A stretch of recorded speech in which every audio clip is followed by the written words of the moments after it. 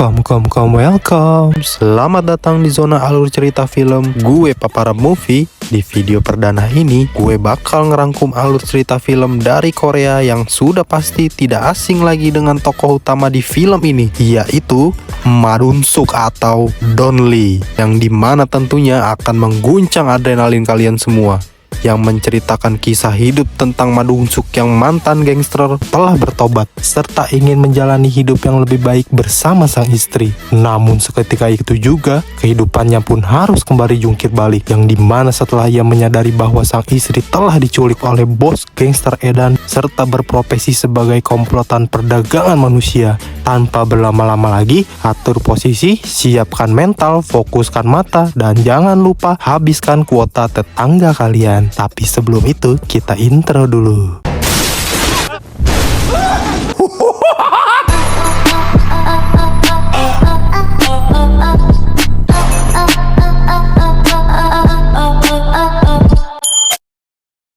Selamat menonton guys. Berlatar di sebuah pasar ikan cabang Korea, kita pun diperlihatkan dengan tokoh utama yaitu Kang Dong-chul. Dan biar gampang menyebutkannya, kita panggil aja dia sebagai Don Lee. Don Lee pun memiliki karib kerja yaitu Chonsik, yang dimana mereka pun bekerja sebagai kurir pengantar ikan di pasar tersebut. Dan ketika sedang mengantar pesanan, di situ juga ada kunjungan dari orang-orang serikat dagang yang dimana mereka sedang mendagih uang bulanan kepada salah satu pedagang di pasar tersebut. Namun dengan sikap yang sangat membagongkan seperti ini.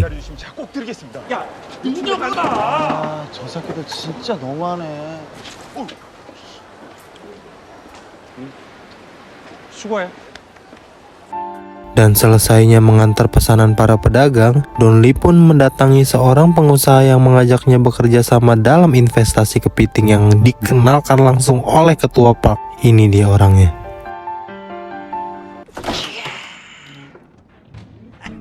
Pengusaha itu pun menjelaskan bahwa Don Lee hanya perlu menunggu saja karena dalam waktu 3 bulan, Don Lee pun akan menikmati hasil dari investasi tersebut. Dan setelah mendengar prospek yang bagus, Don Lee pun akhirnya setuju dan langsung menyerahkan semua uang tabungannya kepada pengusaha tersebut.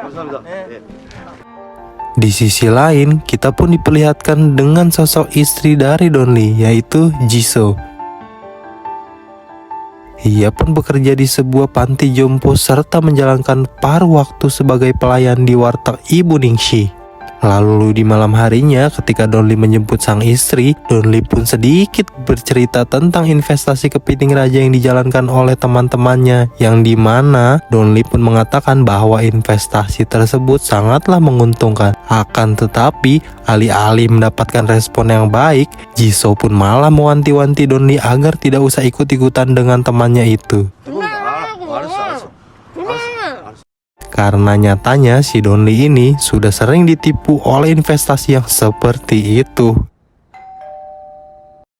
Adegan pun berpindah di sebuah apartemen yang memperlihatkan seorang bapak-bapak didatangi oleh beberapa pria berpakaian rapi yang diketuai oleh orang yang bernama Taejo. Ini dia orangnya. Diketahui si Taejo ini adalah seorang pembisnis ilegal yang suka kasih pinjol ke para penjudi sekaligus bos edan yang menjalankan bisnis perdagangan manusia yang berfokus kepada kaum-kaum wanita. Dan ketika si bapak tidak bisa membayar hutangnya, Taejo pun tak segan ingin membunuh si bapak agar dapat mencairkan uang asuransi si bapak ini.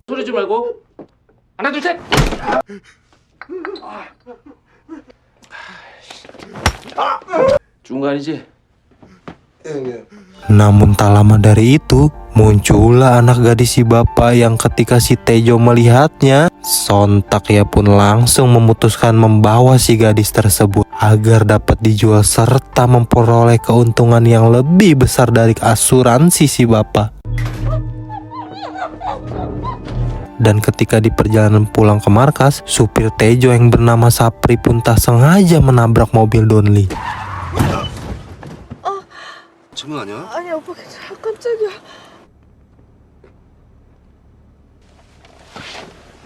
Sapri Sapri pun langsung memberikan uang untuk ganti rugi. Namun Donli tidak mau menerimanya karena Donli hanya ingin mengajak Sapri untuk membuat laporan kerusakan mobil. Dan karena si Sapri merendahkan Donli dengan cara melemparkan uang dari jendela, jelas Jisoo yang melihat itu dari dalam mobil tak terima dan langsung turun untuk memarahi si Sapri. Melihat kekacauan yang terjadi, lantas Taejo pun ikut keluar untuk memarahi sang supir atas kebodohannya.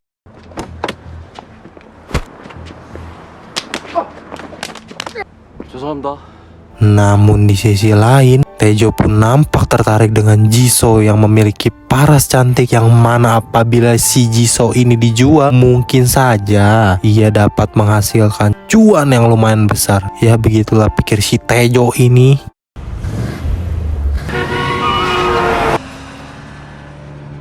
Sebulan pun berlalu, terlihat Donli yang mendatangi kantor serikat dagang untuk mengambil gajinya. Tapi sesampainya di sana, Donli pun harus dibuat kecewa ketika serikat itu malah memberikan sedikit dari total gajinya. Mau tidak mau, Donli pun harus menerimanya.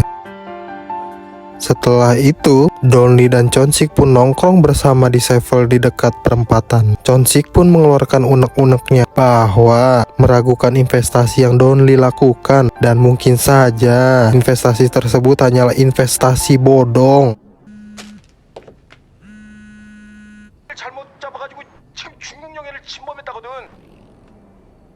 Namun baru juga diomongin, Donli pun malah mendapatkan telepon dari ketua park yang mengatakan bahwa kapal yang berisi kepiting raja malah nyasar ke negeri Cina.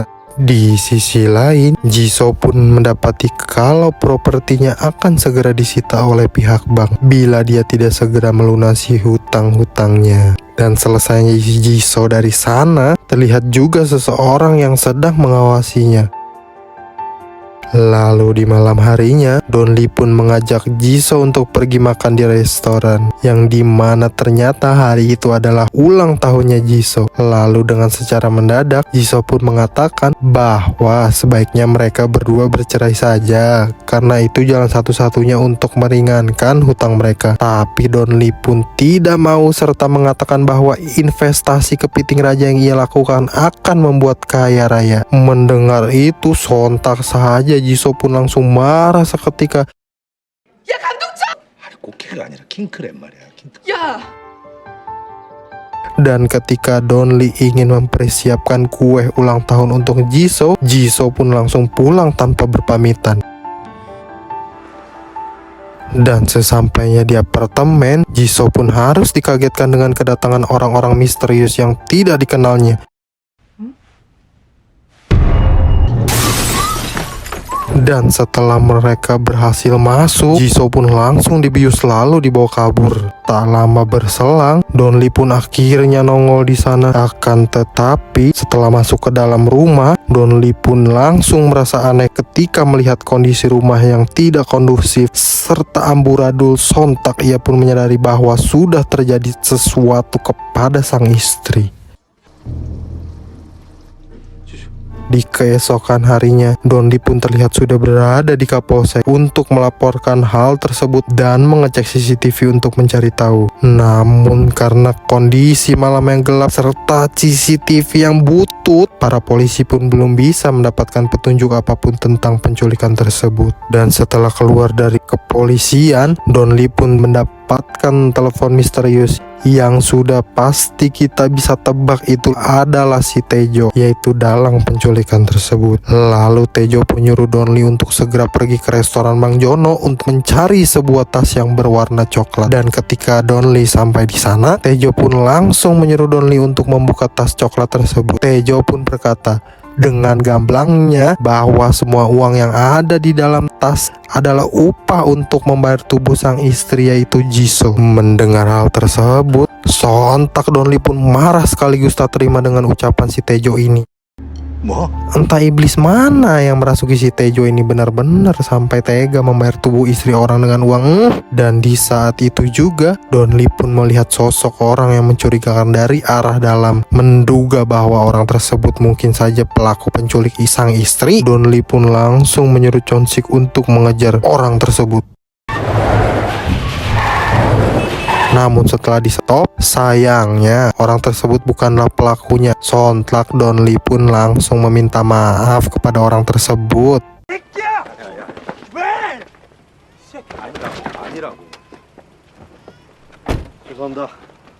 Don Lee pun akhirnya kembali ke kantor polisi untuk menyerahkan tas yang berisi uang serta dijadikan barang bukti bagi kepolisian. Berharap polisi dapat menemukan petunjuk serta mencari pelaku tersebut. Namun ketika Don Lee selesai berbicara dengan para petugas, ia pun harus dibuat kecewa ketika ia melihat banyak foto orang-orang hilang yang masih belum bisa ditemukan. Melihat kerja polisi yang lamban, Don Lee pun langsung membulatkan tekadnya untuk mencari sang istri dengan caranya sendiri. Don Lee pun langsung menyewa jasa detektif nggak pakai Conan yang dikenalkan langsung oleh sahabatnya Chun Si. Namun di sisi lain, karena dia juga butuh uang untuk membayar jasa detektif tersebut, Don Lee pun langsung bergegas pergi ke kantor Serikat Dagang untuk menagih sisa-sisa gajinya yang masih dipending. 내 돈 좀 주세요, 빨리. Akan tetapi Don Lee malah menerima perlakuan kasar oleh antek-antek si bos, yang dimana tentunya perbuatan tersebut pun sontak membuat Don Lee langsung ngamuk serta menghajar para antek-antek tersebut.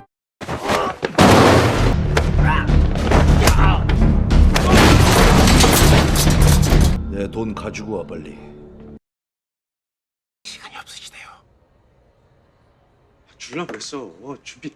Setelah mendapatkan uang, Don Lee dan Chun Sik pun langsung pergi ke tempat detektif yang gak pakai Conan ini, yang kita sebut aja dia biar gampang, yaitu Malik.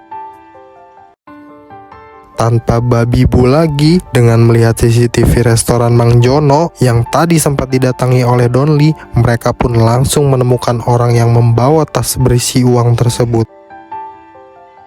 Malik pun langsung melakukan investigasinya dengan cara mendatangi jasa sewa mobil. Hal itu pun dilakukan agar dapat menemukan pemilik asli dari mobil tersebut yang dinaiki oleh si pelaku. Setelah mendapatkan informasi alamat tersebut, Don Lee CS pun langsung bergegas. Akan tetapi sesampainya di sana, lagi-lagi Don Lee pun harus dibuat kecewa karena si pemilik tersebut adalah ternyata atlet judi sejati dan memiliki utang yang sangat banyak di tempat judi tersebut. Alhasil mobilnya pun sudah lama dijual di tempat judi tersebut. Berbekal informasi dari si atlet judi, Don Lee CS pun langsung bergegas mendatangi tempat judi tersebut. Sesampainya di sana, mereka pun langsung disambut oleh sang manajer judi. Dan ketika sang manajer mendengar Don Lee CS datang ke sini bukan untuk berjudi atau membeli narkoboy dan hanya ingin mengetahui pembeli mobil si atlet judi yang tadi, alhasil si manajer pun hanya tertawa serta langsung berniat untuk mengusir mereka semua dengan menggunakan para antek-antek miliknya. Dan dengan pedenya, Malik pun langsung berdiri paling depan dan berniat menghajar mereka. Akan tetapi yang terjadi malahan ujung-ujungnya babang kita juga yang harus turun tangan serta unjuk gigi. Dan seketika itu juga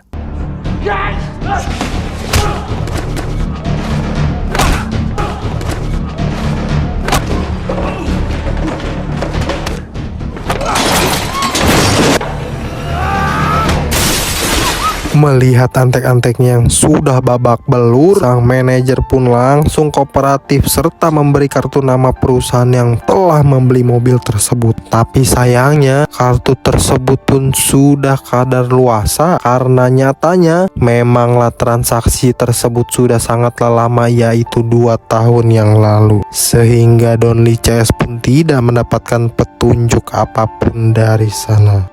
Singkat cerita, beberapa hari kemudian si Malik pun akhirnya berhasil menemukan petunjuk, yang dimana ia pun menemukan informasi seseorang yang memiliki kasus yang mirip dengan Don Lee. Mendengar itu tanpa berlama-lama, Don Lee pun langsung bergegas menemui orang tersebut. Dan saat sudah bertemu, Donli pun mendapatkan titik terang yang tentunya penculik istrinya yang tak lain dan tak bukan adalah si Tejo, bos gangster edan yang menjalankan bisnis pinjol ilegal serta menukar istri orang dengan uang lalu menjualnya untuk para lelaki berhidung belang yang suka pengenceritan. Setelah mendapatkan informasi tersebut, tak banyak cincong, Donli pun langsung berangkat ke perusahaan tersebut yang ketika sudah sampai di sana, ia pun kembali dipertemukan dengan supir si Tejo yaitu si Sapri yang tempo hari menabrak mobil Donli. Dan tanpa babi bu lagi, Donli yang sudah terlanjur emosi langsung mengarah ke si Sapri keluar dibawa untuk diinterogasi.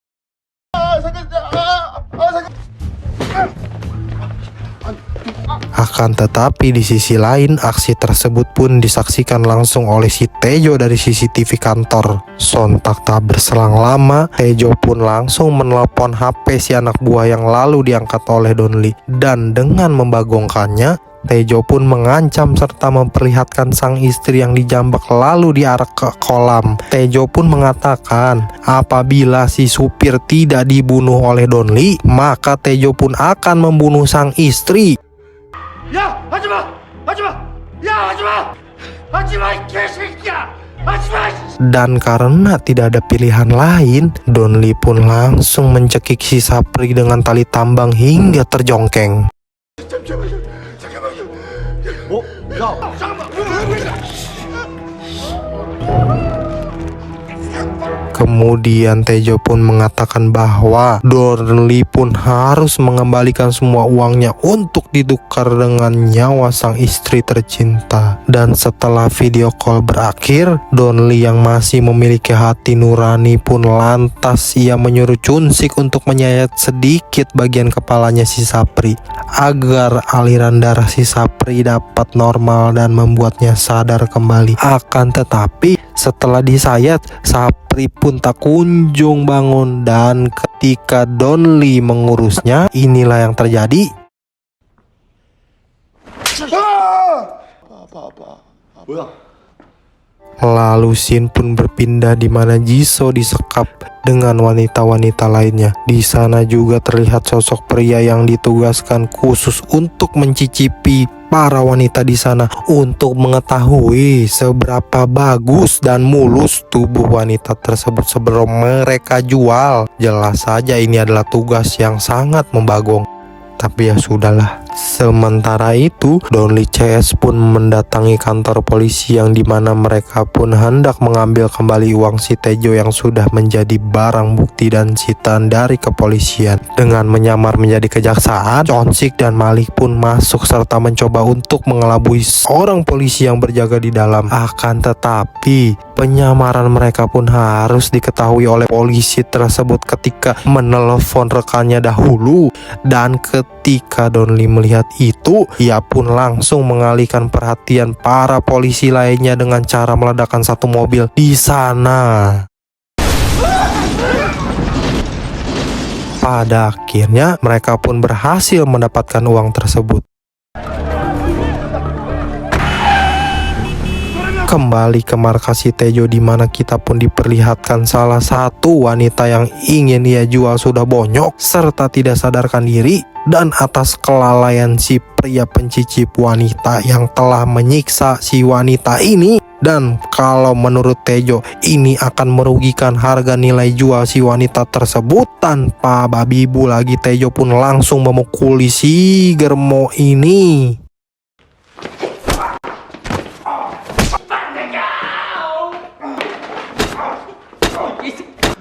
Tak lama kemudian, Tejo pun mendapatkan telepon dari Donli, yang mana Donli pun sudah mendapatkan uangnya dan ingin menukar Jisoo dengan uang tersebut. 경찰 달고 오면 네 여자 죽인다. 그저께 돈 받으면 그냥 둘 다 죽여.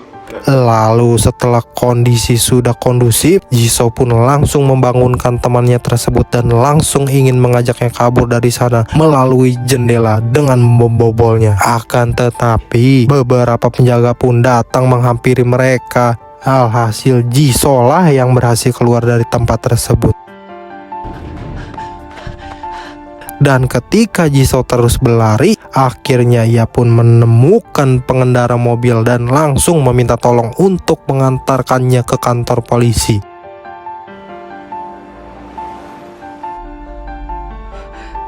Namun ketika kantor polisi sudah di depan mata, tiba-tiba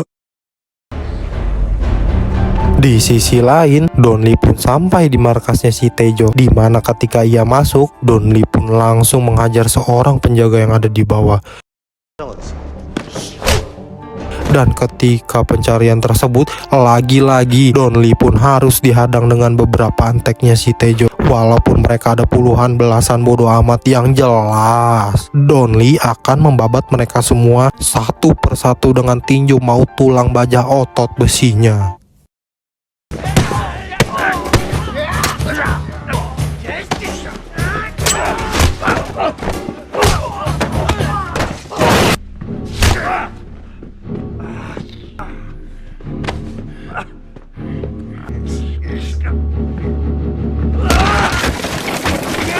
Di situ juga kita diperlihatkan dengan sosok si pria pencicip wanita yang ingin kabur, tapi dia juga syok mendengar tembok-tembok yang bergeming. Tentu saja dia pun penasaran, dan ketika si pencicip wanita ingin mengeceknya dari balik pintu, tiba-tiba ya, dia pun langsung menerima bogeman monster yang berhasil menembus pintu kayu yang langsung membuatnya terjongkeng saat itu juga. Dan ketika tinggal satu anggota lainnya ingin menghadang tanpa babi bu, Donli pun langsung menghajarnya saat itu juga. Dan dengan geplokan maut, Donli pun berhasil melumpuhkan antek tersebut. Di luar, Chonsik dan Malik pun akhirnya berhasil menyelamatkan para wanita yang sudah Taejo culik. Kembali ke Donli yang terus mencari sang istri, dan sesampainya di ruangan kurungan, dia pun malah menemukan jendela yang jebol. Alhasil, Donli pun berpikir bahwa Jisoo mungkin saja sudah berhasil kabur. Dan ketika Donli sudah keluar mencari sang istri menggunakan mobil, secara kebetulan Chonsik dan Malik pun kedatangan polisi untuk memeriksa TKP, yang mana secara tidak langsung mereka sudah membantu pihak kepolisian untuk membongkar kejahatan yang cukup berat dan membagongkan ini. Kembali ke Donli yang mana ketika ia baru saja keluar dari gerbang, tiba-tiba secara tidak sengaja ia pun berpapasan dengan mobil si Taejo, dan tentu saja ugal-ugalan pun terjadi.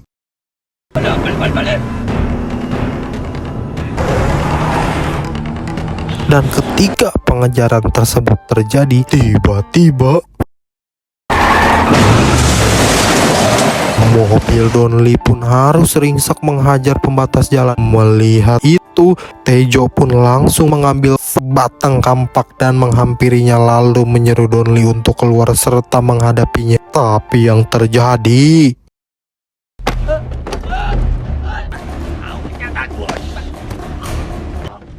iya, Taejo pun malah dibogem di dalam mobil hingga terjongkeng keluar. Dan sadar akan kekalahannya, Taejo pun langsung meminta maaf telah berbuat salah. Oh, tentu saja ini tidak mungkin dimaafkan oleh Donli. Dan ini dia adegan yang kita tunggu-tunggu.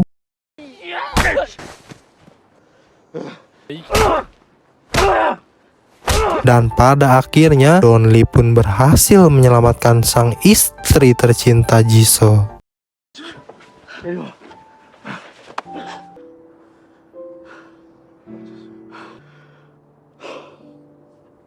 Dengan semua musibah yang telah terjadi namun ditutup dengan ending yang pasti, di akhir film kita pun diperlihatkan dengan kapal kepiting raja yang berhasil dibebaskan dari Cina, serta sosok Donli yang berhasil dengan investasi raja kepiting yang ia lakukan telah sukses besar, mempunyai restoran, pegawai, pokoknya semuanya. Film pun ditutup dengan Donli bersama Jisoo yang ingin ngelebok kepiting raja bersama-sama, dan film pun tamat. Mohon maaf bila ada kesalahan kata atau pembawaan, namanya juga manusia kan ya. Gue Papara Movie pamit undur diri dan sampai jumpa lagi di alur berikutnya. Bye.